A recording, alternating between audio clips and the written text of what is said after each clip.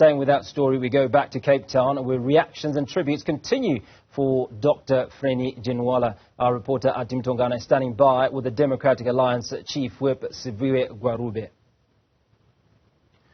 Athi, good to catch up with you. You've obviously got further remarks coming in following the... We continue to give you reaction.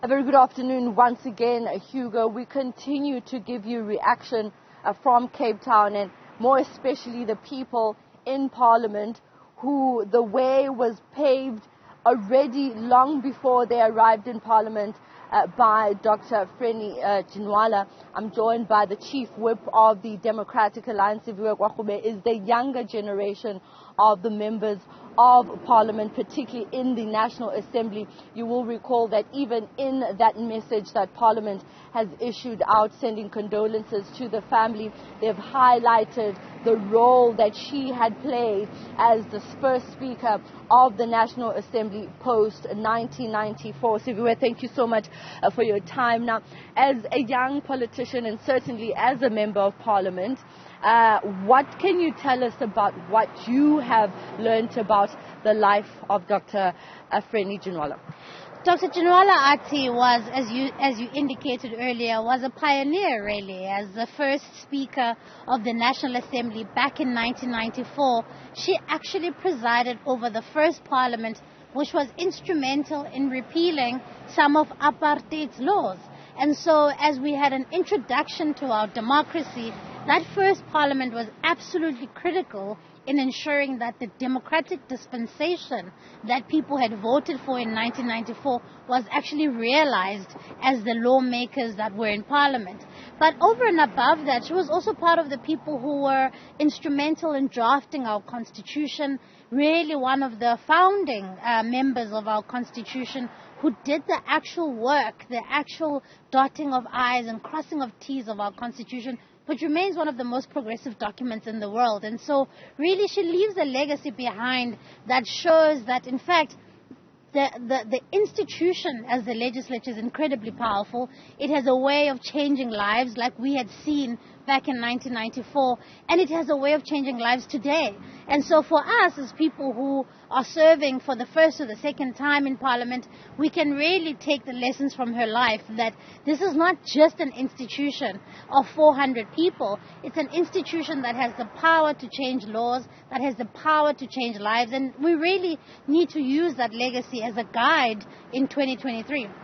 Dr. Ginwala had worked tirelessly throughout the apartheid regime, and she had influence not only in South Africa but in the continent and certainly internationally. Now, when you look at what she has achieved, particularly as a female at a time where there was a lot of domination insofar as patriarchy and the male society is concerned, what do you take from her as a female politician?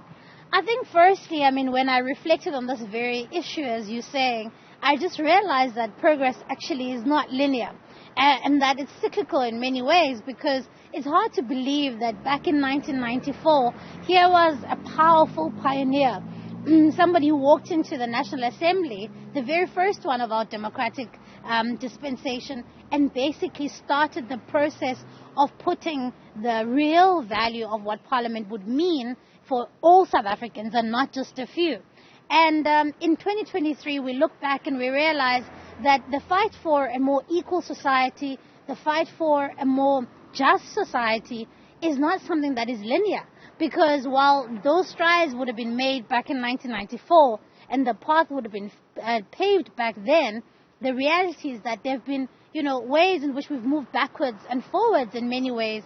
And so really the fight for it and the fight for an equal society is one that's continuous. And while that was a great moment in our history, we still now have to keep talking about how it is that there is not enough representation of women in our political dispensation, in our body of politics, in our parliaments, in our legislatures, and in our councils. And it shows me that, in fact, it's not just one strike that really makes the difference, but it means that there has to be a continuous handing over of a baton and having people continuously fight for that kind of equality. Right, fantastic. Thank you so much for your time, Siviwe Gwarube, talking to us about the legacy that lives on of Dr. Frene Ginwala, and of course citing the fact that it's far from over, that they'll be taking on the baton as the young generation of members of the National Assembly to continue what they had started even before 1994, when she presided over the National Assembly in the first sitting of the National Assembly in post the apartheid regime. Athi, thank you for that.